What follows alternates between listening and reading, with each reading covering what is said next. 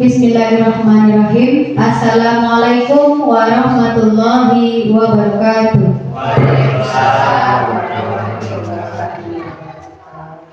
Puji syukur marilah sama-sama kita ucapkan kehadirat Allah Subhanahu wa Ta'ala yang telah melimpahkan rahmat dan karunia-Nya kepada kita semua, sehingga kita beri kesempatan untuk berkumpul dalam ruangan ini dalam pelaksanaan kegiatan diseminasi budaya positif di SDN 17 Pelasan. Salawat beriringan salam tak lupa dan tak akan pernah bosannya kita hadiahkan buat junjungan kita, yakni Nabi Muhammad Sallallahu Alaihi Wasallam. Yang sama-sama kita hormati Ibu Kepala Sekolah SDN 17 Pelasan. Selanjutnya majelis guru beserta karyawan yang hadir pada pagi hari ini. Istimewa sekali rekan kita, yaitu calon guru penggerak angkatan 10 Ibu Ipo Azizah SPD. Baik, kita lanjutkan kegiatan selanjutnya, yaitu pengarahan dari kepala sekolah. Sebelum kita persilahkan Ibu memberikan pengarahan, mari sama-sama kita membaca basmalah. Kepada Ibu, waktu dan tempat kami persilahkan. Bismillahirrahmanirrahim. Assalamualaikum warahmatullahi wabarakatuh. Waalaikumsalam warahmatullahi wabarakatuh. Alhamdulillahirabbil alamin, wassalatu wassalamu ala asrofil anbiya'i wal mursalin wa ala alihi washabbihi ajmain. Yang kami hormati Bapak dan Ibu yang hadir pada hari ini, seterusnya yang kami hormati guru yang sedang mengikuti program guru penggerak angkatan ke-10, yaitu Ibu Nipo Azizah SPD. Syukur alhamdulillah, mari kita ucapkan kehadiran Allah Subhanahu wa Ta'ala di mana pada siang hari ini kita masih diberi kesempatan, kekuatan, sehingga kita telah selesai melaksanakan tugas dan dapat mengikuti acara diseminasi pada program guru penggerak di SDN 17 Pelasan ini. Selanjutnya selawat beserta salam tidak lupa pula kita kirimkan buat junjungan alam, yakni Nabi besar Muhammad Sallallahu Alaihi Wasallam. Kita bermohon agar di akhirat nanti kita beri syafaatnya. Amin amin ya rabbal alamin. Bapak-bapak dan ibu-ibu majelis guru yang hadir pada hari ini, pada kesempatan ini saya diminta untuk memberi sambutan atau sepatah kata tentang kegiatan diseminasi pada SDN 17 Pelasan terkait program dari guru Bapak dan Ibu semua, program guru penggerak adalah suatu program yang dicetuskan oleh pemerintah. Jadi tidak sia-sia tujuan dari guru penggerak sudah ada. Kedepannya mungkin lah yang lebih besar adalah untuk meningkatkan pendidikan di Indonesia pada umumnya di SDN 17 Pelasan. Jadi besar harapan kami sebagai Prosola, semua guru di sekolah ini dapat mengikuti kegiatan guru penggerak untuk angkatan berikutnya. Selanjutnya kepada Ibu Nipo Aziza yang sedang mengikuti program ini, selesaikanlah dengan semangat, dengan kesabaran, karena kami melihat kegiatan ini sungguh luar biasa, butuh tenaga, waktu dan pikiran yang lebih matang.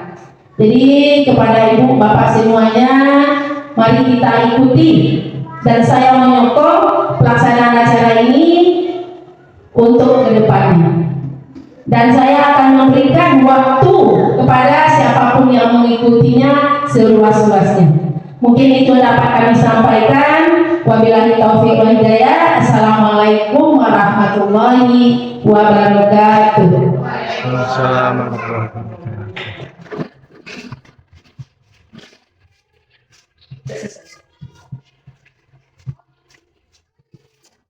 Terima kasih kita ucapkan kepada Ibu. Semoga apa yang beliau sampaikan bisa kita laksanakan untuk kedepannya. Selanjutnya mari sama-sama kita simak dan kita dengarkan penyampaian diseminasi budaya positif oleh Ibu Nipo Aziza. Kepada beliau waktu dan tempat disilakan.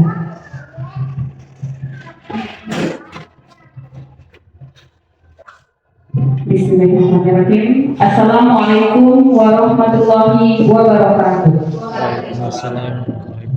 Yang terhormat Ibu Kepala Sekolah SDN 17 Pelasan, yang kami hormati Bapak Ibu tenaga pendidikan SDN 17 Pelasan. Alhamdulillahirrahmanirrahim, puji syukur kita ucapkan kehadirat Allah Subhanahu wa Ta'ala atas berlimpahan rahmat dan karunia-Nya. Kita masih diberi kesehatan sehingga kita semua bisa hadir dalam kegiatan diseminasi budaya positif modul 1.4. Salawat dan salam tidak bosan-bosannya kita hadirkan buat Nabi kita, yakni Nabi besar Muhammad Sallallahu Alaihi Wasallam, yang telah membawa umat manusia dari zaman kebodohan kepada zaman yang penuh dengan ilmu pengetahuan yang kita rasakan pada saat sekarang ini. Baiklah Bapak Ibu, sebelumnya saya ucapkan terima kasih kepada Ibu Kepala Sekolah yang sudah mengizinkan melaksanakan kegiatan program guru penggerak, kemudian juga kepada rekan-rekan semua yang sudah bekerja sama, berkolaborasi dan mendukung saya dalam melaksanakan diseminasi budaya positif ini. Kegiatan ini merupakan kegiatan aksi nyata dari satu modul yang sudah saya laksanakan selama mengikuti program guru penggerak. Nah, di modul 1.4 ini kami diminta untuk menyebar pemahaman tentang materi yang sudah kami pelajari dalam beberapa bulan ini, dan ditutup dengan nantinya pengimplementasian budaya positif di SDN 17 Pelasan.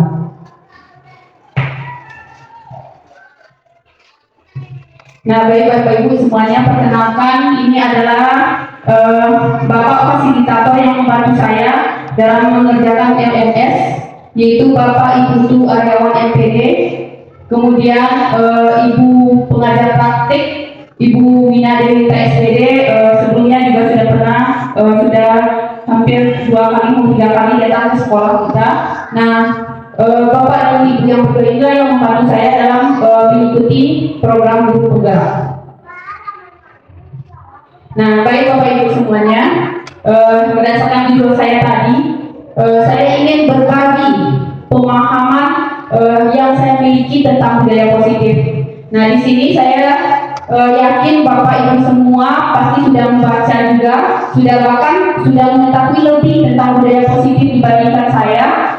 Di sini maksudnya saya berbagi bukan untuk menggurui Bapak Ibu semua, tapi berbagi tentang modul yang sudah saya pelajari di LMS.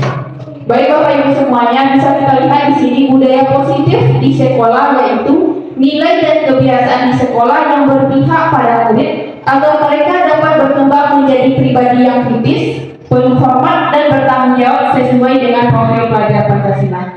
Nah, jadi dengan budaya positif, dengan kebiasaan-kebiasaan di sekolah ini yang berpihak pada murid, nah itulah nantinya yang akan bisa membentuk siswa-siswa kita memiliki nilai profil pelajar Pancasila. Nah, ini adalah tujuan standar pendidikan nasional. Dalam rangka menciptakan lingkungan yang positif, maka setiap warga sekolah dan pemangku kepentingan perlu saling mendukung, menghayati, dan menerapkan nilai-nilai kebajikan yang telah disepakati bersama.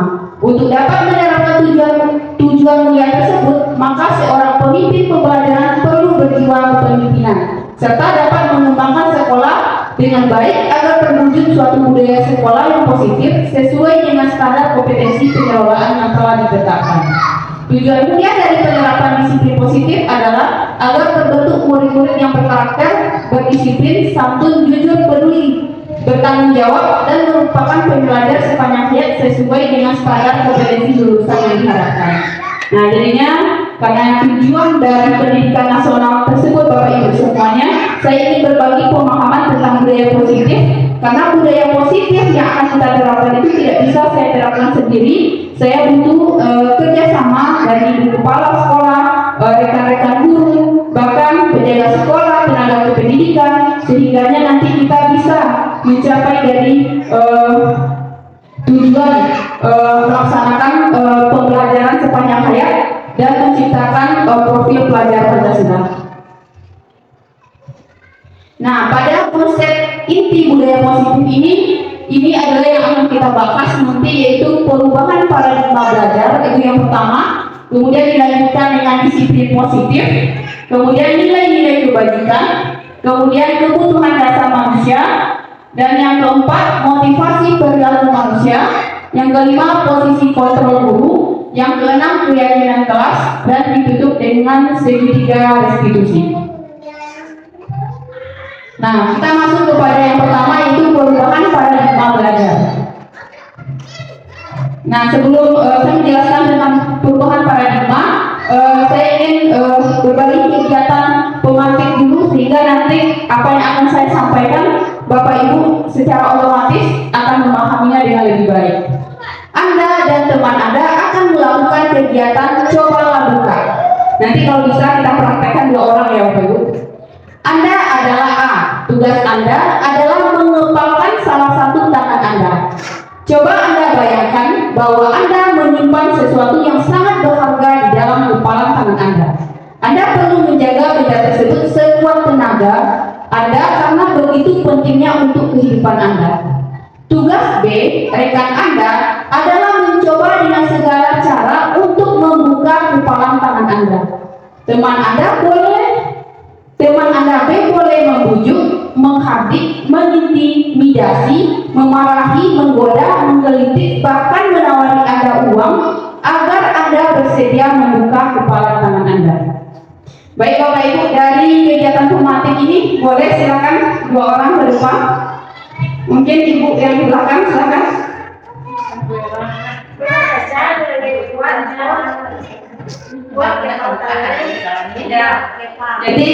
Jadi ada 2 orang, satu berperan sebagai A, satu berperan sebagai B. Ya, silakan 2 orang kita praktekkan Bapak Ibu. Jadi tugas yang A mengepalkan salah satu tangannya, kemudian yang B rekannya berusaha untuk membuka kepala tangan tersebut. Nah, agar dalam kepalan ini barang yang sangat berharga untuk kehidupan kita.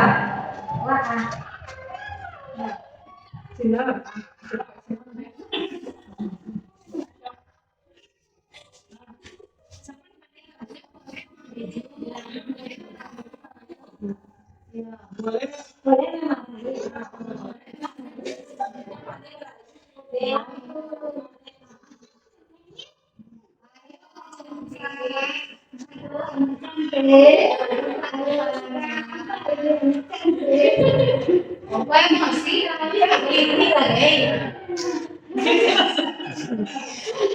Bapak Ibu silakan lanjutkan. Untuk Ibu Caca sama Bu Era tidak usah duduk, silakan berdiri. Silakan berdiri di sini.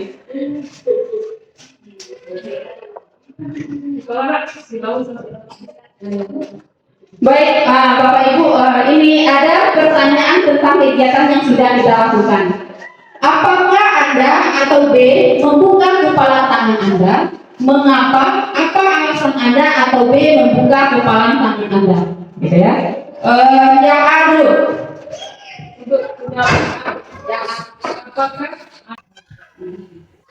Saya coba untuk menjawab pertanyaan yang pertama itu, mengapa saya tidak membuka kepala tangan saya karena B ini membuka? Karena ada sesuatu barang yang berharga yang saya simpan di dalam kepala tangan saya. Oke, yang B silakan menjawab. Baiklah, saya akan menjawab pertanyaannya. Apa alasan Anda atau D membuka kepala tangan Anda? Saya ingin penasaran, ingin tahu apa yang ada di dalam tangan si A yang dia sembunyikan tersebut. Oke. Kita beri tepuk tangan untuk Ibu Korespon ini yang sudah memperhatikan kegiatan pematik tadi. Kemudian ada satu pertanyaan lagi, pertanyaan A dengan B itu bisa bervariasi jawabannya Bapak Ibu. Bisa yang A yang membuka kepala, bisa yang B yang membuka kepala, atau yang A tetap mempertahankan tangannya, gitu ya. Kemudian pada pertanyaan nomor 3, dalam kegiatan ini sesungguhnya siapa yang memegang kendali atau kontrol untuk membuka atau menutup kepala tangan? Orang Ada yang bisa bantu jawab Bapak Ibu? Kalau menurut pendapat saya itu orang yang lebih memegang kendali untuk membuka atau menutup kepala, itu orang yang punya kepala itu sendiri. Dalam apakah dia berkeinginan untuk membukanya atau menutupnya itu tergantung dari orang yang memiliki kepala itu. Terima kasih. Oke, bagus sekali ya Bu Dona jawabannya. Benar sekali yang disampaikan oleh Bu Dona tadi. Ya, jadi di sini gitu ya. Siapakah yang sesungguhnya memegang kontrol yang menutup kepala tangan atau yang berusaha dengan segala cara untuk membuka kepala tangan rekannya? Jawabannya tentu kita sendiri yang memegang kontrol atas kepala tangan kita. Gitu ya. Jadi kepala tangan kita ini bisa dibuka atau tetap kita tutup, itu berdasarkan kontrol diri kita sendiri. Apakah kita membuka atau menutup kepala tangan kita itu tergantung pada diri kita masing-masing sesuai dengan kebutuhan dasar kita saat itu. Jadi gitu ya, walaupun kita dirayu, ditawari uang, kalau kita sendiri tidak mau membuka kepala tangan kita, nah orang lain tidak akan mampu membuka kepala tangan kita. Oke, lanjutkan. Nah, ini kita sebagai pendidik sering terjadi miskonsepsi tentang teori kontrol, gitu ya. Nah, kita sebagai guru sering ilusi kita, khayalan kita, guru bisa mengontrol murid, gitu ya. Jadi kita beranggapan kita guru ini kita bisa mengontrol murid. Nah, pada dasarnya murid itu tidak bisa kita kontrol, tetapi murid itu sendiri kalau dia mau dikontrol. Jadi sekeras apapun kita membujuk, merayu anak tersebut, kalau anak tersebut tidak mau, tetap dia tidak akan mau. Nah, ini yang sering kita salah atau miskonsepsi yang salah tentang teori kontrol. Kemudian ilusi bahwa semua penguatan positif efektif dan bermanfaat. Nah, kita membujuk-bujuk anak berupa penguatan positif, kita beranggapan dengan bujukan-bujukan tersebut, anak tersebut akan patuh dengan kita. Nah, lama-kelamaan anak tersebut juga bisa bosan. Nah, bahkan dia bisa bertolak belakang.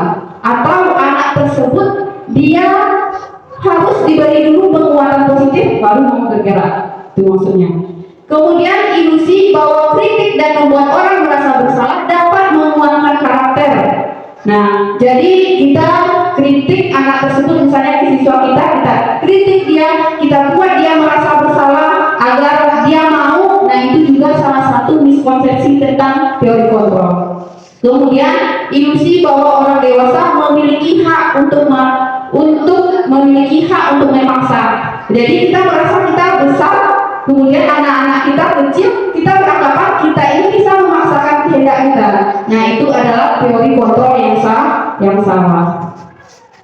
Nah, ini seorang teori mengatakan ya, menurut Stephen, bagaimana seorang bisa berubah dari paradigma stimulus respon kepada pendekatan teori kontrol. Bila kita ingin membuat kemajuan perlahan, sedikit-sedikit, ubahlah sikap atau perilaku Anda. Namun, bila kita ingin memperbaiki cara-cara utama kita, maka kita perlu mengubah kerangka ajar kita.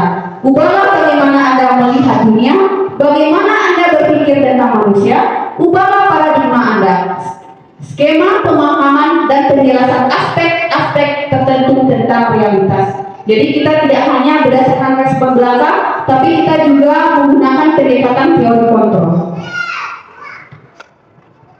Nah, ini Bapak Ibu, mengubah paradigma stimulus respon ke pendekatan teori kontrol. Ini sangat saling bertolakan ya, atau bahkan berbeda dan saling bertolak belakang. Kalau pada stimulus respon, realitas kebutuhan kita sama, jadi kita beranggap kebutuhan kita ini sama. Tapi pada teori kontrol, realitas kebutuhan kita berbeda. Kemudian juga pada stimulus respon, semua orang melihat hal yang sama. Padahal sebenarnya pada teori kontrol, setiap orang memiliki gambaran berbeda. Kemudian kita mencoba mengubah orang agar berpandangan sama dengan kita. Nah, pada teori kontrol, kita berusaha memahami pandangan orang lain tentang dunia. Gitu ya, jadi tidak bisa berdasarkan pemikiran kita semata. Perilaku buruk dilihat sebagai suatu kesalahan, itu pada stimulus respon. Misalnya kalau ada anak yang tidak bisa kita atur, nah itu pasti memiliki perilaku buruk. Padahal pada teori kontrol, semua perilaku memiliki tujuan. Jadi anak ini ada yang kenakalan itu tidak bisa lagi rasanya kita sebagai guru memahaminya, sehingga kita memarahi anak tersebut. Padahal anak tersebut sebenarnya memiliki tujuan kenapa dia berperilaku seperti itu. Kemudian orang lain bisa mengontrol saya. Nah, itu pada stimulus respon. Pada teori kontrol, hanya Anda yang bisa mengontrol diri Anda, gitu ya. Kemudian saya bisa mengontrol orang lain. Kalau beranggapan itu saya ini atau siswa saya bisa mengontrol siswa saya. Nah, tapi sebenarnya Anda tidak bisa mengontrol orang lain. Kemudian pemaksaan ada pada saat rujukan gagal. Kemudian kolaborasi dan konsensus menciptakan pilihan-pilihan baru. Kemudian model berpikir menang atau kalah kalau pada stimulus respon, sedangkan pada teori kontrol model berpikir menang-menang. Jadi tidak ada yang kalah, tidak ada yang salah, biar semuanya menang. Karena berdasarkan teori kontrol tadi, setiap perbuatan itu memiliki tujuan. Jadi apapun kegiatan yang dilakukan atau apapun kenakalan anak kita itu ada tujuannya. Baik, berikutnya yang kedua yaitu disiplin positif.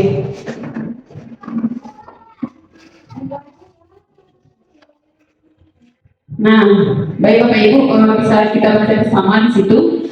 Disiplin positif itu merupakan salah satu cara penerapan disiplin yang bertujuan untuk menumbuhkan kesadaran serta memperdayakan murid tanpa imbalan penghargaan, reward, ancaman atau hukuman. Nah, itulah yang disebut dengan disiplin positif itu. Yang arti disiplin itu adalah belajar, gitu ya. Mengacu pada disiplin diri yang memiliki tanggung jawab terhadap apa yang dilakukan berdasarkan nilai-nilai yang diyakini. Nah, kalau kita Bapak Ibu, kalau orang membahas disiplin, apa yang terbayang dalam pikiran kita? Nah, keras, nah, hukuman, pemaksaan, pasti itu. Nah, itu kita juga salah, gitu ya. Sebenarnya disiplin itu belajar.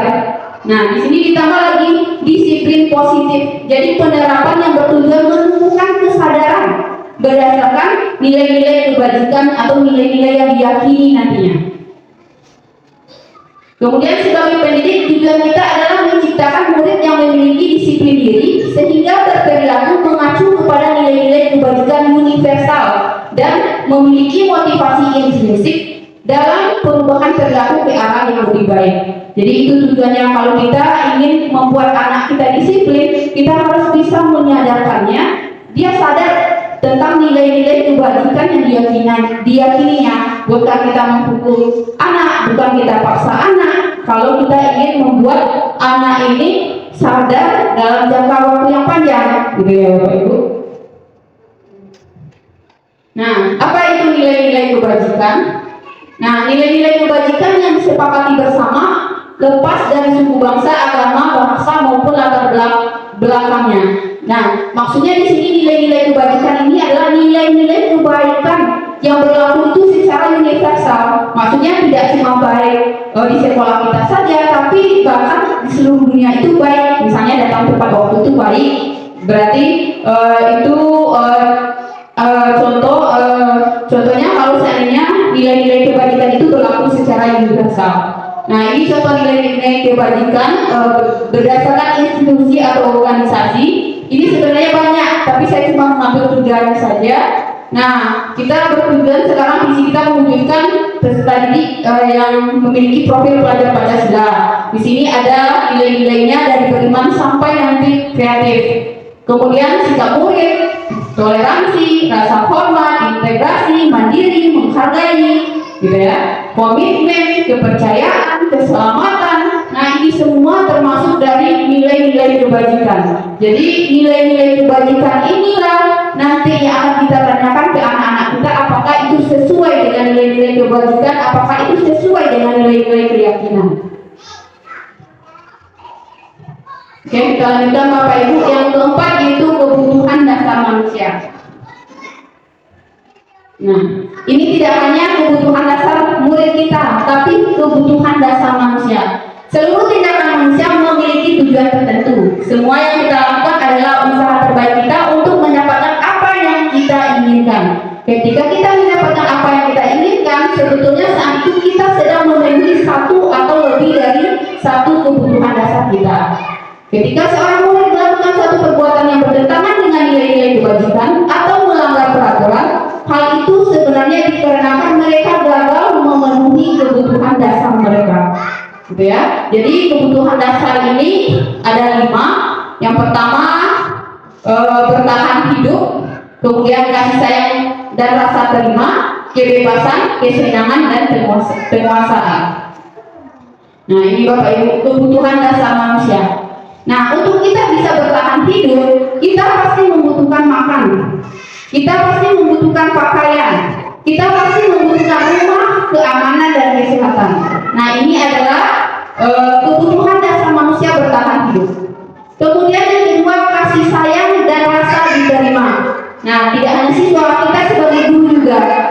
Misalnya kita mendapatkan kasih sayang dari orang tua kah, dari suami kah, dari anak kah, atau dari tempat kita bekerja, rasa diterima, dipedulikan, berbagi, bekerja sama, menjadi bagian dalam kelompok, itu termasuk ke dalam kebutuhan dasar kasih sayang dan rasa terima.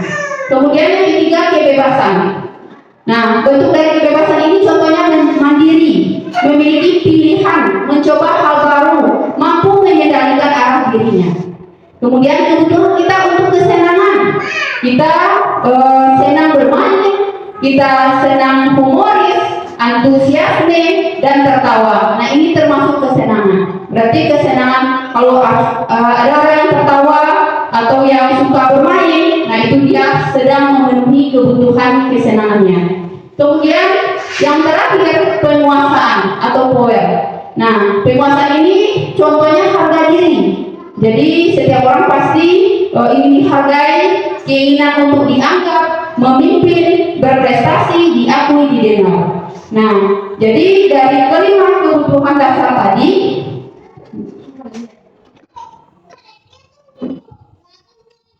dari kelima kebutuhan dasar ini, ketika ada salah satu kebutuhan yang tidak terpenuhi, nah itulah nantinya yang akan menjadi permasalahan. Itulah nantinya yang ada kasus yang kita temui pada anak-anak kita, gitu ya Bapak Ibu.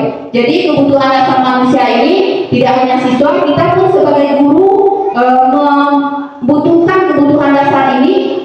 Kalau kebutuhan dasar ini sudah tercapai, mungkin hidup kita akan bahagia, sejahtera, tidak ada permasalahan hidup, mungkin sudah senang-senang, santai-santai, karena sudah tidak ada lagi kebutuhan. Nah, begitu juga dengan siswa kita. Nah, jadi ini saya mengambil sebuah kasus, nanti bisa kita analisis bersama kebutuhan dasar mana yang belum terpenuhi oleh anak kita.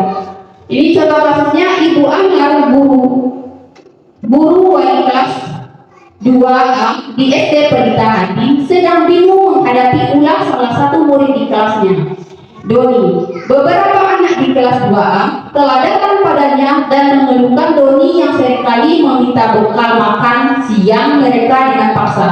Jika Anda menghadapi situasi seperti Ibu Amar, apa yang akan Anda lakukan? Menurut Anda, kira-kira apa alasan Doni melakukan hal itu? Gitu ya.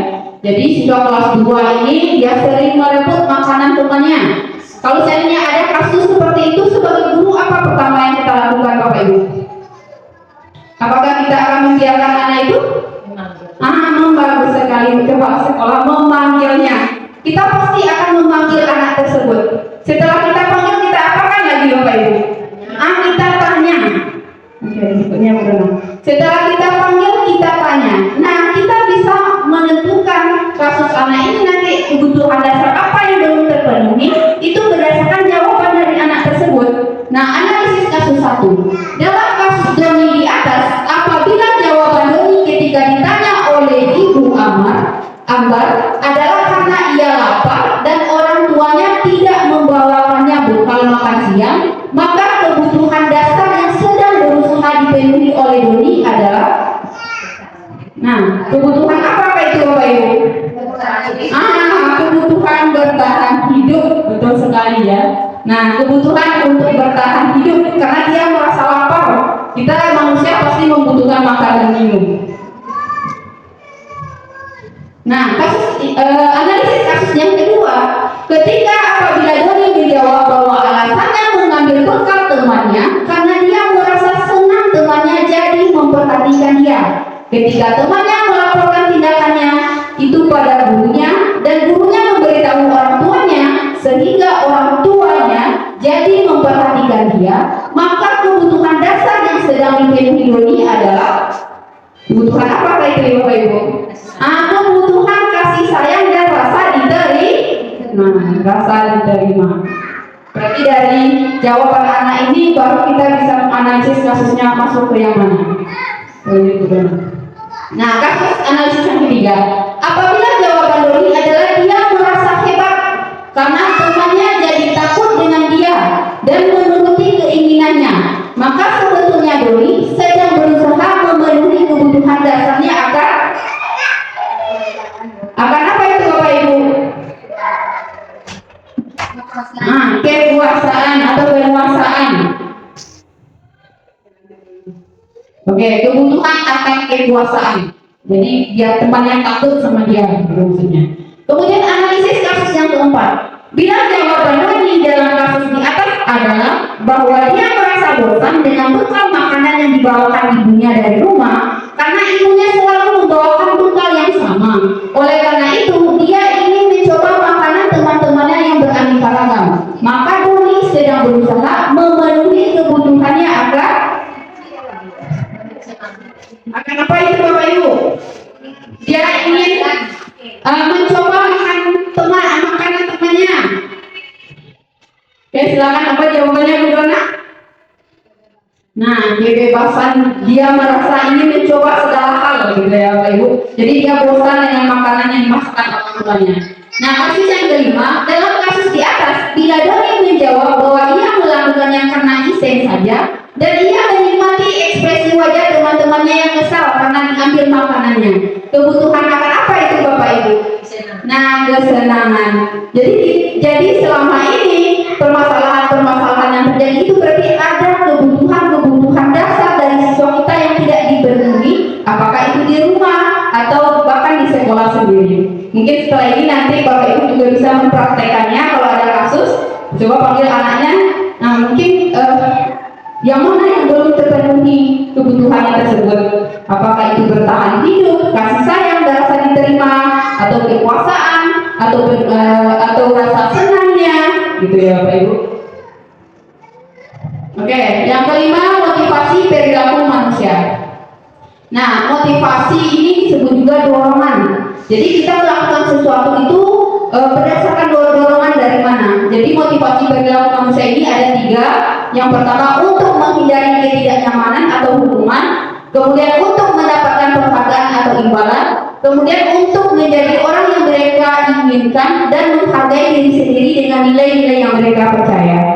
Nah, pada motivasi ini nomor 1 dan nomor 2 itu termasuk motivasi eksternal atau yang berasal dari luar diri manusia itu. Jadi misalnya kita dulu datang ke sekolah tepat waktu itu karena merasa tidak nyaman atau takut ditegur oleh kepala sekolah, nanti yang mendapat hukuman. Begitu juga dengan siswa. Nah, kemudian berarti itu masuk kepada motivasi eksternal yang berasal dari luar. Kemudian yang kedua, untuk mendapatkan penghargaan atau imbalan. Nah, jadi juga kita cepat datang biar dipuji oleh kepala sekolah, biar dipuji oleh guru. Nah, itu termasuk juga motivasi yang berasal dari luar. Kemudian yang ketiga ini untuk menjadi orang yang mereka inginkan dan menghargai diri sendiri dengan nilai-nilai yang mereka percaya. Nah, ini termasuk motivasi internal yang berasal dalam diri kita atau anak didik itu. Kemudian guru diharapkan dapat menumbuhkan motivasi internal anak dengan menghindari pemberian hukuman atau penghargaan yang berlebihan agar meminimalisir motivasi eksternal dalam diri anak. Jadi sebagai guru kita harus bisa menumbuhkan motivasi internal anak. Jadi berdasarkan menjadi orang-orang yang mereka inginkan dan menghargai diri sendiri dengan nilai-nilai yang mereka percaya. Nah, ini ada perbedaannya ya Bapak Ibu antara hukuman, konsekuensi, restitusi. Nah, nanti restitusi juga akan kita bahas. Yang pertama hukuman. Nah, kalau hukuman ini dia itu bersifat tidak terencana atau tiba-tiba. Kemudian murid tidak tahu apa yang akan terjadi dan tidak dilibatkan. Bersifat satu arah dari pihak guru yang memberikan dan murid hanya menerima suatu hukuman tanpa melalui suatu kesepakatan. Kemudian bisa berupa fisik maupun psikis anak. Kemudian kalau konsekuensi sudah terencana, disepakati, kemudian sudah dibahas dan disetujui oleh murid dan guru. Kemudian umumnya konsekuensi dibuat oleh pihak guru dan murid sudah mengetahui sebelumnya. Misalnya kalau anak itu datang terlambat, nanti anak tersebut harus keliling lapangan, misalnya seperti itu. Murid tetap dibuat tidak nyaman untuk jangka waktu pendek. Sikap guru di sini senantiasa memonitor murid. Kemudian restitusi, proses menciptakan kondisi bagi murid untuk memperbaiki kesalahan. Kemudian menguatkan murid anak dalam jangka waktu yang panjang. Kemudian proses kolaboratif yang mengajarkan murid untuk mencari solusi untuk masalah mereka. Nah, dari hukuman, konsekuensi, restitusi itu adalah 3 hal yang terlihat sama tapi sebenarnya sangat berbeda. Nah, yang keenam yaitu posisi kontrol guru. Nah, sebagai guru kita pasti pernah mengalami hal ini, tapi kita tidak tahu di posisi mana kan kita, gitu ya Bapak Ibu. Jadi ada 5 posisi kontrol guru. Yang pertama penghukum. Jadi apapun kesalahan anak langsung dihukum. Kemudian membuat merasa bersalah. Jadi kalau anak melakukan kesalahan, guru langsung memanggil anak dan membuat bagaimana anak tersebut dia merasa bersalah karena sudah melakukan kesalahan. Kemudian yang ketiga sebagai teman. Jadi menegur anak itu dengan sebagai teman, gitu ya. Kemudian yang keempat pemantau. Kemudian yang terakhir sebagai manajer. Gitu. Jadi ini adalah 5 posisi kontrol restitusi. Nah, contoh penerapan 5 posisi kontrol guru. Kasusnya, contohnya siswa tidak memakai atribut lengkap saat upacara bendera. Nah, kalau kita memiliki posisi kontrol sebagai penghukum, kita langsung sampaikan kepada anak hormat pada bendera selama 1 jam. Nah, berarti tanpa kita tahu anak ini kenapa terlambat segala macam, kita langsung menghukum. Gitu ya, dengan suara yang tinggi, dengan ekspresi yang sangat marah, kita langsung menyuruh anak itu untuk hormat. Kemudian membuat merasa bersalah. Berapa kali ibu harus memberitahu kamu selalu saja mengecewakan ibu. Nah, jadi kita membuat anak itu merasa bersalah kepada kita karena misalnya dia tidak lengkap dalam memakai atributnya. Kemudian posisi kontrol sebagai teman. Ayo dong ikuti aturan sekolah, tolong bantu ibu ya sekali ini ya sudah tidak apa-apa. Lain kali jangan sampai berbuat seperti ini lagi ya. Nah, kira-kira anaknya sadar tidak itu Bapak Ibu? Nah, itu adalah posisi kontrol sebagai teman. Ya, kemudian yang keempat, pemantau. Kamu sudah melanggar peraturan sekolah. Kamu tahu konsekuensinya? Setelah upacara kamu beri atributnya ke koperasi dan jangan diulangi lagi. Jadi seperti tadi, pemantau ini sudah ada konsekuensi yang anak tersebut tahu akan konsekuensinya. Sebenarnya pemantau ini ya menunggu anak itu dihukum, gitu ya. Jadi tetap nanti ada hukumannya, walaupun hukuman tersebut sudah tahu anaknya. Kalau tidak memakai atribut lengkap harus beli lagi walaupun sudah ada, itu maksudnya. Nah, ini yang terakhir. Apakah kamu tahu kesalahanmu? Kira-kira bagaimana kamu memperbaiki kesalahanmu? Nah, ini adalah posisi yang terakhir, posisi manajer. Nah, dari 5 posisi kontrol tersebut, sebaiknya guru menggunakan posisi kontrol sebagai manajer. Pada posisi manajer, guru akan mengembalikan tanggung jawab pada murid untuk mencari jalan keluar permasalahannya, tentu dengan bimbingan guru. Nah, kita menanyakan ke anak tersebut, menanyakan kesalahannya apa yang harus dilakukannya. Nah, itu tidak ada paksaan sama sekali, tapi itu dilakukan tidak langsung ya Bapak Ibu. Misalnya kita ingin menerapkan posisi kontrol manajer ini, nah itu harus dilakukan dengan berlambat-lambat, tidak bisa langsung nampak perubahan di dalamnya. Nah, emang berangsur-angsur. Setiap anak melakukan kesalahan, kita menanyakan keyakinannya apakah sesuai dengan keyakinan yang sudah disepakati, apakah sesuai dengan nilai-nilai kebajikan, kemudian apa yang harus dilakukannya untuk memperbaikinya. Nah, itu maksudnya pada posisi kontrol manajer. Nah, kemudian ini Bapak Ibu. Nah, siapa yang mengatakan? Nah, ini tadi ya berdasarkan 5 posisi kontrol. Siapa yang mengatakan? Bu guru kecewa sekali dengan kamu. Berarti ini sebagai apa itu Bapak Ibu? Pemantau. Bu guru kecewa sekali dengan kamu. Pembuat rasa bersalah. Nah, ini pembuat rasa bersalah. Oke, pertanyaan berikutnya. Nah, kemudian siapa yang mengatakan tidak ada alasan, silakan kamu belajar di luar sana. Nah, siapa yang mengatakan itu Bapak Ibu? Nah, penghukum. Nah, kemudian apa rencanamu untuk menyelesaikan masalah ini?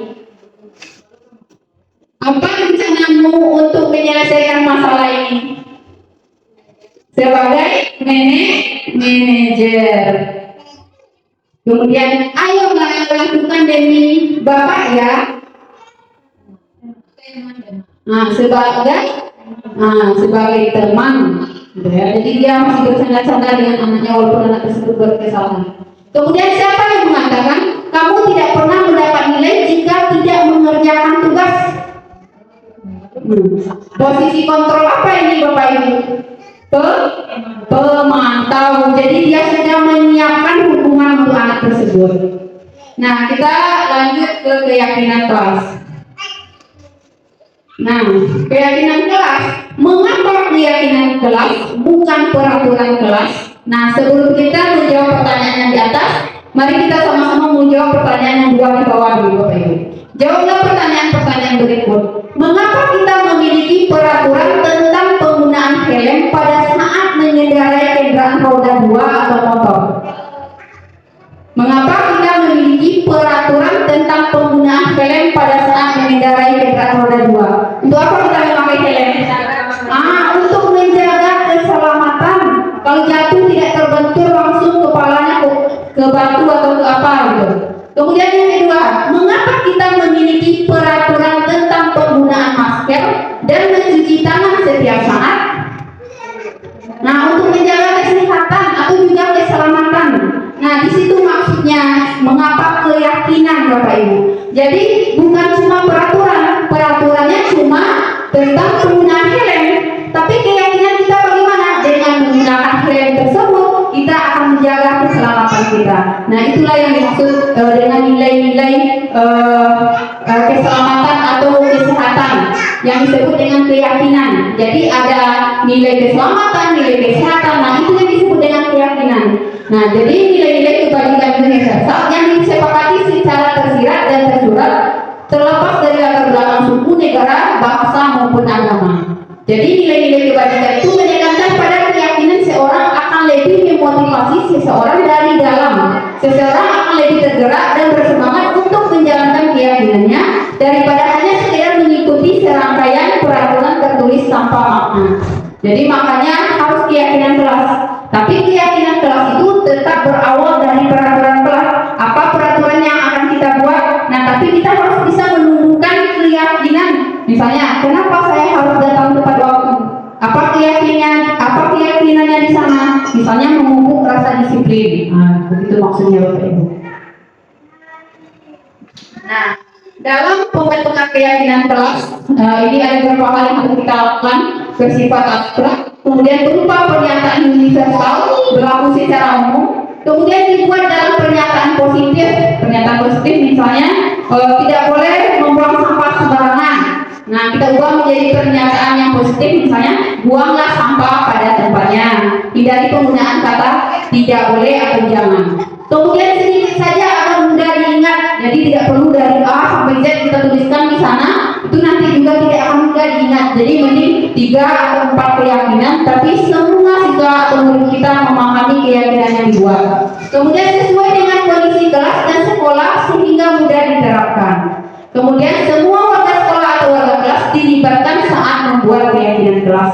Jadi keyakinan kelas itu tidak cuma guru, tapi guru bersama muridnya yang membuat keyakinan tersebut. Oke, nah ini ya Bapak Ibu, saya kemarin juga sudah membuat keyakinan kelas. Jadi langkah-langkah atau prosedur yang saya lakukan, yang pertama yaitu mempersilahkan warga kelas untuk bercurah pendapat tentang peraturan yang perlu disepakati di kelas.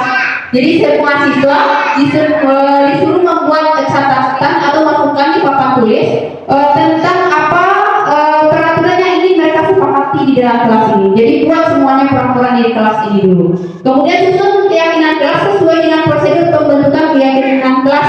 Gantilah kalimat-kalimat dalam bentuk negatif menjadi positif seperti tadi. Tidak boleh membuang sampah sembarangan, ganti dengan buanglah sampah pada tempatnya. Tinjau kembali daftar curah pendapat yang sudah dicatat. Tinjau ulang keyakinan kelas secara bersama-sama. Kemudian setelah keyakinan kelas selesai dibuat, maka semua warga kelas dipersilakan meninjau ulang dan menyetujui dengan menandatangani keyakinan kelas tersebut, termasuk guru dan semua murid. Nah, itu sudah jatuh kertasnya Bapak Ibu. Kemudian keyakinan kelas selanjutnya bisa diletakkan di dinding di kelas, tempat yang mudah dilihat semua warga kelas. Jadi sejak ketika sudah kita buat keyakinan kelas, silakan ditempelkan di tempat yang mudah dilihat atau di dinding keyakinan kelas yang kita buat tersebut. Nah, ini yang terakhir Bapak Ibu, yaitu segitiga restitusi. Nah, apa itu segitiga restitusi? Adalah proses menciptakan kondisi bagi murid untuk memperbaiki kesalahan mereka sehingga mereka bisa kembali pada kelompok mereka dengan karakter yang lebih kuat, ya. Jadi melalui restitusi ini guru nanti dapat membantu murid menjadi lebih memiliki tujuan, disiplin positif, serta memulihkan dirinya setelah berbuat salah. Kemudian membantu murid untuk jujur pada diri sendiri dan mengevaluasi dampak dari kesalahan yang dilakukan. Kemudian yang terakhir memberikan penawaran bukan paksaan. Nah, ini ada tahapan penerapan segitiga restitusi ya Bapak Ibu. Ada langkah-langkahnya. Yang pertama yaitu bisa kita lihat ada segitiganya di sana. Di bawah yang warna biru itu pertama menstabilkan identitas. Nah, itu yang bagian tahap pertama, bagian dasar. Kemudian yang kedua, validasi tindakan yang salah. Kemudian yang keempat, menanyakan keyakinan. Nah, guru berperan sebagai manajer dalam segitiga restitusi dalam menyelesaikan masalah melalui 3 tahapan, yaitu yang saya sebutkan tadi. Menstabilkan identitas. Nah, ini yang pertama tadi. Bagian dasar dari segitiga restitusi ini bertujuan untuk mengubah identitas anak dari orang yang gagal karena mereka melakukan kesalahan menjadi orang yang sukses, gitu ya. Jadi pertama itu kita panggil anak, kita stabilkan dulu identitasnya. Kita tidak boleh langsung memarahi anak, gitu ya. Berbuat salah itu tidak apa-apa, tidak ada manusia yang sempurna. Saya juga pernah melakukan kesalahan seperti itu. Kita bisa menyelesaikan ini. Bapak Ibu tidak tertarik mencari siapa yang salah, tapi Bapak Ibu ingin mencari solusi dari permasalahan ini. Gitu ya, kamu berhak merasa begitu. Nah, ini contohnya ucapan-ucapan guru yang melaksanakan tahapan restitusi tentang menstabilkan identitas. Nah, kemudian yang kedua, validasi tindakan yang salah. Nah, menurut teori kontrol, semua tindakan usaha baik atau buruk pasti memiliki maksud atau tujuan tertentu. Seorang guru yang memahami teori kontrol pasti akan mengubah pandangan dari teori stimulus respon ke arah cara berpikir proaktif yang mengenali tujuan dari setiap tindakan. Nah, apa yang akan disampaikan guru pada validasi tindakan yang salah ini? Yang pertama yaitu kamu pasti punya alasan mengapa melakukan hal itu. Kamu patut bangga pada dirimu sendiri karena kamu telah melindungi sesuatu yang penting buatmu. Kemudian tahapan yang terakhir yaitu menanyakan keyakinan. Nah, teori kontrol mengatakan bahwa kita pada dasarnya termotivasi secara internal ketika identitas sukses telah tercapai pada langkah 1 tadi, dan tingkah laku yang salah telah divalidasi pada langkah 2, maka anak akan siap untuk dihubungkan dengan nilai-nilai yang dia percaya dan berpindah menjadi orang yang dia yakini. Ini adalah contoh segi 3 restitusi yang sudah saya terapkan dalam penyelesaian masalah di sekolah. Nah, mari sama-sama kita saksikan penyelesaian masalah dengan penerapan segi 3 restitusi ini. Salsa, kamu tahu kenapa kamu bukan guru di kantor? Tadi ibu dengar dari kelas, katanya kamu habis bertengkar ya sama ini. Nah, ini tahap menstabilkan identitas Bapak Ibu. Kenapa marah? Ini selalu membiarkan mama saya dan tidak memiliki sekolah. Saya sudah diangkat. Ya wajarlah kamu marah dan kesal. Jika itu di posisi kamu, itu akan membuat hal yang sama. Lalu apa yang kamu lakukan kepada ini? Nah, ini masuk ke validasi tindakan yang salah. Saya mengatur mama juga. Terima kasih. Saya minta itu. Oh begitu. Kamu berbuat begitu pasti ada alasannya kan? Ya, bisa beliau selalu mendeklarasikan diri saya. Tentu saya tidak lupa. Saya sudah bersabar, tapi saya tidak lupa. Ya wajarlah kamu merasa marah karena kamu diganti dengan nama ini. Itu sama menghargai tindakan yang kamu lakukan. Kamu tidak berbuat lebih buruk dari yang kamu lakukan, misalnya memukul atau menendang kembali. Sekarang coba kita pikirkan tindakan kamu marah sampai melompat ke teman ini, apakah sesuai dengan kesepakatan atau keyakinan kelas Anda? Menurutmu keyakinan kelas mana yang sudah melanggar? Ya betul, menurut kamu saling menghargai atau saling menghormati antar kelas itu penting. Baik, kalau menurut kamu itu penting, jadi keyakinan kelas apa yang harus kamu lakukan pada saat kamu sedang marah? Harus lebih bersabar. Kamu bersedia memperbaiki masalah ini? Apa yang akan kamu lakukan untuk memperbaiki masalah itu? Saya selalu bersabar. Kalau ada teman yang menurut saya akan Sudah membuat keyakinan ya Pak Ibu? Ya, tepat sekali tindakan yang kamu lakukan. Tetap semangat ya.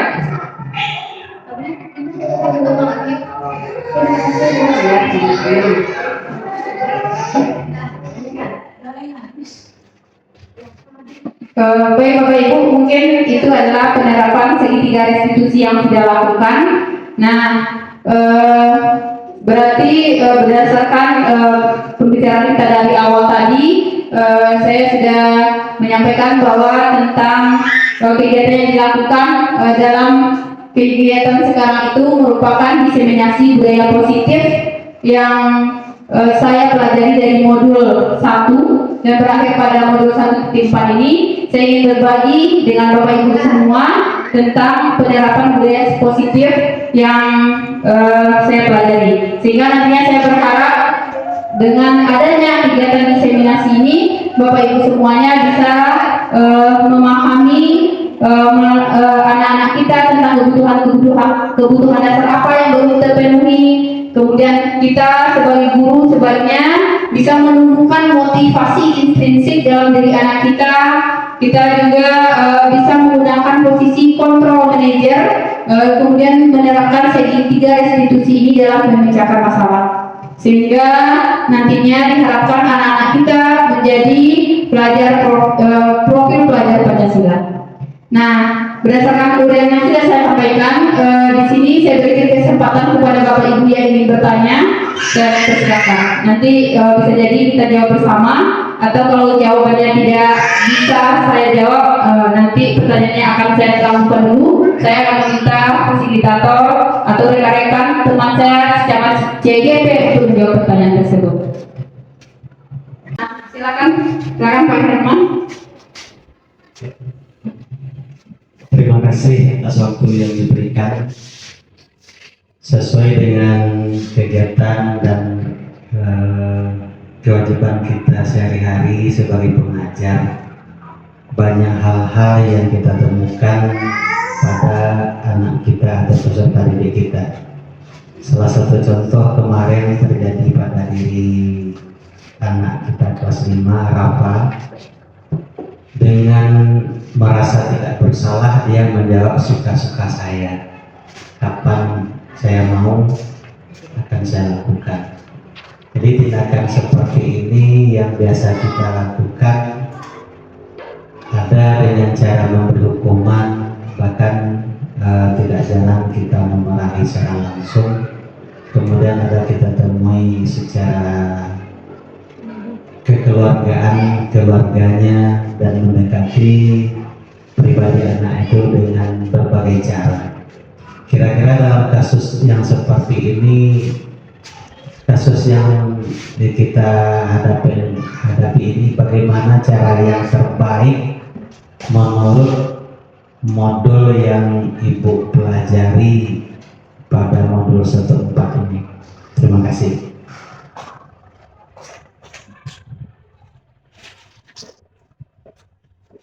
Terima kasih saya ucapkan kepada Pak Herman yang sudah bertanya tentang kasus seorang anak siswa kelas 5. Anak tersebut kalau ada permasalahan selalu dijawab dengan suka-suka saja, sehingga tidak jarang guru langsung memarahi karena tidak adanya sopan santun anak tersebut. Kemudian Pak Herman juga sudah berusaha tidak hanya di sekolah tapi juga sudah datang ke rumahnya menemui orang tua, gitu ya Pak ya. Nah, seperti tadi yang sebelumnya saya jelaskan, pertama ketika kita memanggil anak tersebut, kita menanyakan apa alasan dia melakukan hal tersebut. Nah, ketika dijawabnya suka-suka saja, berarti itu termasuk kebutuhan dasar mana yang belum terpenuhi itu, Bapak Ibu? Kesenangan atau kebebasan. Nah, berarti di satu sisi anak ini tidak bebas dia. Nah, dia ingin melakukan apa saja yang dia inginkan, sehingga kalau ditanya guru, nah dia menjawabnya seperti itu. Nah, apa hal langkah yang harus kita lakukan sebagai guru? Nah, seperti yang sudah saya jelaskan tadi, pertama kita harus membuat keyakinan kelas dulu bersama anak tersebut di dalam kelas. Jadi kita buat diskusi, curah pendapat, apa saja hal-hal yang boleh kita lakukan di kelas ini, gitu ya. Apa hal-hal yang kita yakini hal-hal tersebut atau nilai-nilai tersebut itu bisa memupuk anak tersebut itu nantinya akan disiplin, akan berperilaku sopan dan santun. Nah, itu salah satu termasuk nilai kebajikan sopan santun kepada guru. Nah, itu salah satu contohnya Bapak Ibu. Jadi kita harus dulu membuat keyakinan di dalam kelas. Kalau sudah kita membuat keyakinan kelas, kita setiap permasalahan yang ada itu kita selesaikan dengan tiga restitusi. Kita tidak langsung menghukum anak, kita tidak boleh langsung memarahi anak. Kita panggil anak tersebut, kita tanyakan, kita stabilkan dulu. Setelah kita stabilkan dulu dirinya, kita tidak boleh menyalahkan anak ketika saat menstabilkan emosi. Tanyakan kenapa dia melakukan hal-hal seperti itu. Kita harus mendukung dulu perbuatannya. Tapi nanti ketika divalidasi, kita masuk ke tahap berikutnya validasi tindakan yang salah, tanyakan lagi kepada dia tentang tindakan apakah itu tindakan yang salah yang dilakukannya, tapi tetap kita memuji anak tersebut dia tidak berlaku, tidak berbuat di luar daripada itu.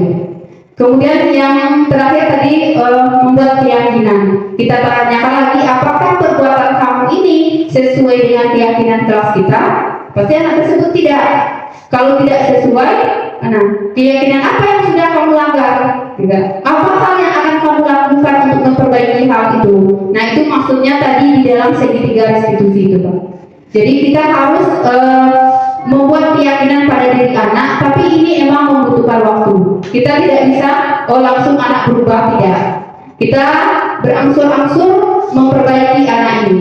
Kita membuat anak tersebut sadar akan nilai-nilai kebajikan, sehingga tidak hanya nakal ke temannya, tapi juga ada nilai menghargai gurunya.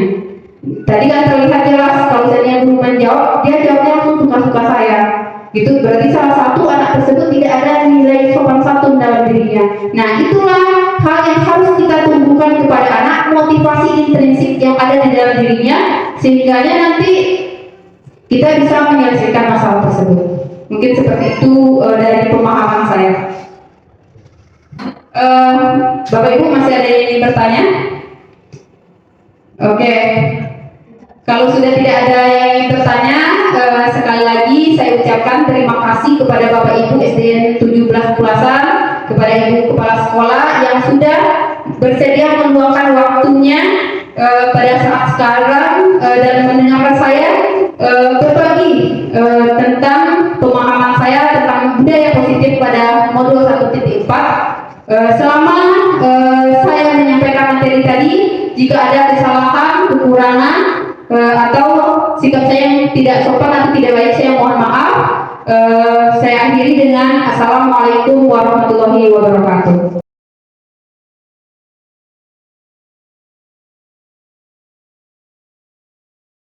Bismillahirrahmanirrahim. Assalamualaikum warahmatullahi wabarakatuh. Perkenalkan, nama saya Nawati sebagai Kepala Sekolah SD 17 Pulasan. Dalam hal ini saya menanggapi apa yang disampaikan oleh guru yang sedang mengikuti program guru penggerak, di mana saya mengucapkan terima kasih atas penjelasan yang disampaikannya, yaitu tentang kebutuhan dasar manusia. Di sini saya melihat dalam kegiatan sehari-hari permasalahan-permasalahan yang timbul itu terjadi karena ada kebutuhan dasar dari anak tadi tidak terpenuhi. Jadi dalam hal ini saya akan coba menggali sesuai dengan ilmu yang Ibu sampaikan, karena sebenarnya kesalahan itu bukan berpihak pada anak, tetapi kekurangan kami sebagai guru yang tidak bisa menyikapi kebutuhan dasar dari murid. Terima kasih. Assalamualaikum warahmatullahi wabarakatuh. Assalamualaikum warahmatullahi wabarakatuh. Saya nama Hermansyah, guru kelas 5 pada Sekolah Dasar Negeri 17 Pulasan. Sesuai apa yang disampaikan oleh calon guru penggerak yang bernama Ibu Azizah tentang budaya positif yang diterapkan di SDN 17 Pulasan berdasarkan kasus-kasus yang didapatkan pada siswa-siswa kami, banyak hal-hal yang membuat kami merasa banyak kekurangan, karena apa yang disampaikan oleh Ibu tadi memberikan hal-hal yang sangat positif bagi kami. Biasanya kami bertindak sebagai penghukum, sebagai orang yang menjatuhkan sesuatu hal kepada anak-anak yang mungkin belum tentu kesalahannya pada diri mereka sendiri. Dengan adanya diseminasi ini, kami pun sadar bahwa pada diri anak itu ada hal-hal yang perlu kita gali dan terus kita gali, sehingga kita bersama anak-anak tersebut bisa mampu membangun karakter mereka sendiri, menumbuh kembangkan apa yang ada dalam diri kita sebagai seorang pengajar, sehingga apa yang kita harapkan yang berada di sekolah menjadi manusia yang berkarakter dan mendapatkan hal-hal yang diinginkan dalam bentuk kita sebagai pengajar berprofil Pancasila bisa kita harapkan, bisa kita terapkan, dan bisa kita raih dengan baik. Sekian, terima kasih.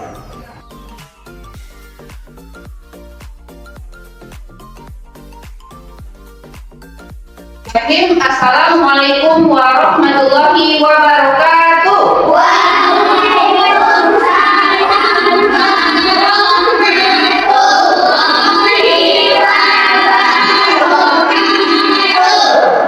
Tepuk satu, tepuk dua, tepuk tiga, tepuk empat, tepuk lima.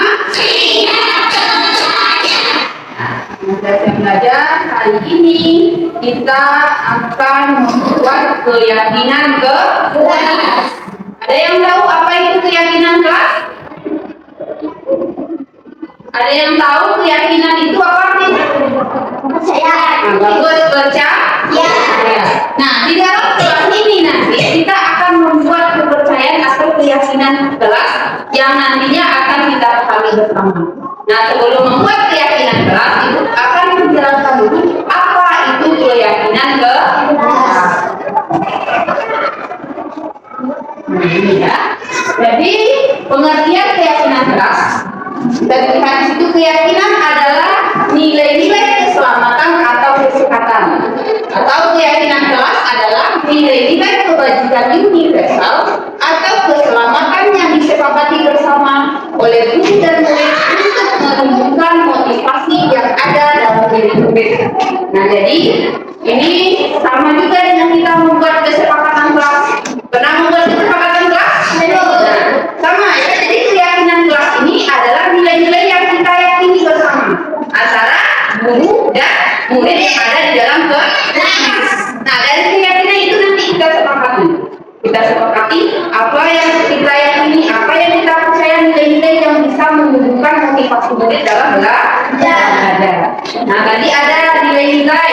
Nah, nilai-nilai di sini yang dimaksud adalah nilai-nilai kebajikan. Contohnya ini, peduli, kebersamaan, kebersihan, komitmen, percaya diri, ya, kejujuran, apalagi berprinsip, kesetiaan, toleransi, bersyukur. Nah, ini semua adalah nilai-nilai kebajikan. Nah, nilai-nilai inilah nantinya yang akan menjadi keyakinan kita di dalam kelas ini. Bisa dipahami? Oke, selanjutnya. Nah, ini ya. Keyakinan kelas diterapkan sebagai salah satu cara dalam membangun budaya positif. Kalau positif itu apa begitu? Yang baik. Bagus, yang baik, budaya yang baik, kebiasaan yang baik. Untuk membangun kebiasaan yang baik itu, kita mulai dari dalam kelas ini dulu. Kita mulai dari membuat keyakinan kelas. Nah, ini merupakan tujuan kita membuat keyakinan kelas. Yang pertama, apa itu? Menciptakan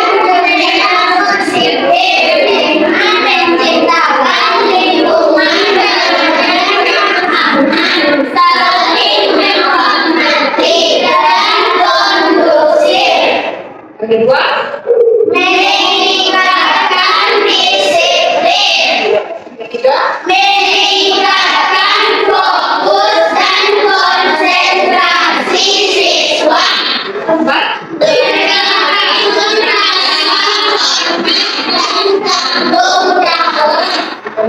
Meningkatkan komunikasi dan kerjasama. keenam, Meningkatkan motivasi belajar. jadi ada 6 tujuan kita sekarang membuat kelas ini. Nah, di antaranya ini mewujudkan budaya positif tadi, meningkatkan disiplin, meningkatkan fokus dan konsentrasi siswa, membangun rasa hormat dan tanggung jawab, kemudian meningkatkan komunikasi dan kerjasama, dan berikutnya meningkatkan motivasi belajar. Ini tujuan kita dalam membuat keyakinan kelas. Nah, contoh keyakinan kelas ini contohnya ya.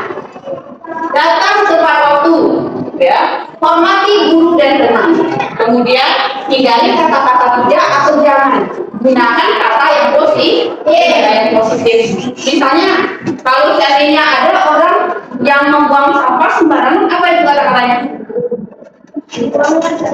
Bagus, buanglah sampah pada tempatnya. Jangan buang sampah sembarangan. Tidak boleh buang sampah sembarangan. Ya, hindari kata-kata tidak atau jangan. Gunakan kata yang positif. Buanglah sampah pada tempatnya. Ya, bisa dipahami? Oke. Nah, sekarang selanjutnya. Nah, dari keyakinan kelas yang kita buat nantinya, kita jalani dulu sekitar seminggu atau 2 minggu. Kemudian dari keyakinan kelas itu kita tinjau kembali atau kita revisi. Keyakinan kelas akan ditinjau dan direvisi secara berkala sesuai dengan kebutuhan. Nah, anak-anak itu nanti sudah membuat keyakinan kelas, ternyata ada yang melanggar keyakinan kelasnya itu, atau ada yang tidak setuju dengan keyakinan kelasnya, atau ada hal lain, atau ada yang ingin ditambah dengan keyakinan kelasnya. Ya, nah itu perlunya kita tinjau ulang, kita revisi nanti lagi. Kalau seandainya keyakinan kelas yang sudah dibuat ini kita jalankan ternyata ada hal-hal yang tidak sesuai, akan kita tinjau ulang kembali ya. Nah, dalam membuat keyakinan kelas ini nanti ibu akan melibatkan siswa-siswa kelas 4 semuanya. Bisa dipahami? Nah, sekarang masing-masing ibu akan membalikan.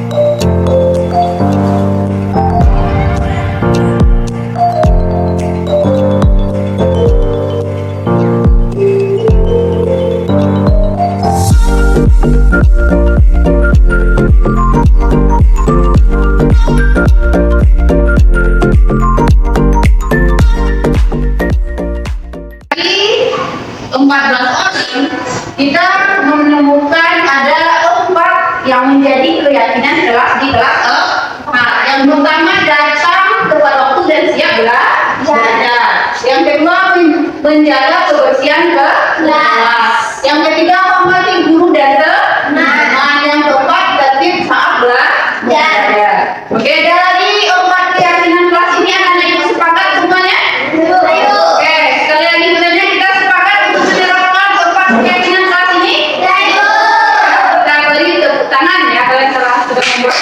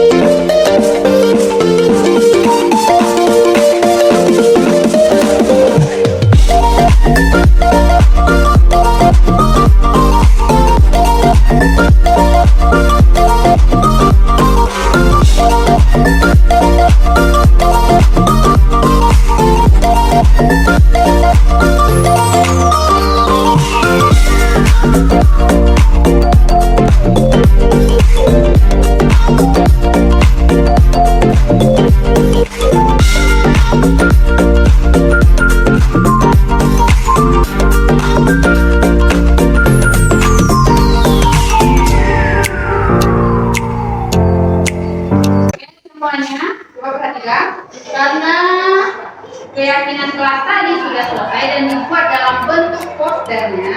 Nah, selanjutnya langkah selanjutnya yaitu kita menandatangani kesepakatan kelas ini bahwa anak-anak itu setuju untuk menjalankan kesepakatan atau keyakinan kelas yang sudah kita buat. Bisa dipahami? Ibu.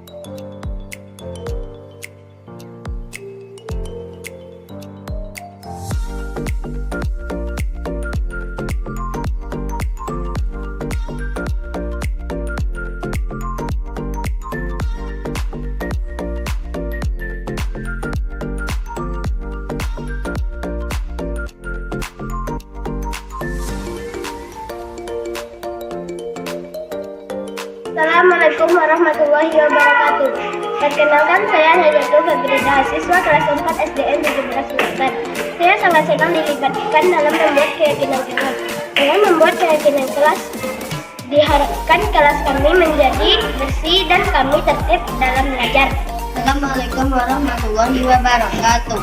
Saya Ibrahim Saputra, siswa kelas 4 SDN 17 Belasan. Saya sangat senang berdiskusi tentang keyakinan kelas, sehingga kelas menjadi bersih dan indah. Assalamualaikum warahmatullahi wabarakatuh. Assalamualaikum warahmatullahi wabarakatuh. Saya Rahma Sayanti, siswa kelas 4 SDN 17 Belasan. Saya sangat senang ikut berdiskusi dalam membuat keyakinan kelas, sehingga siswa hadir tepat waktu dan kami merasa nyaman dalam belajar. Assalamualaikum warahmatullahi wabarakatuh.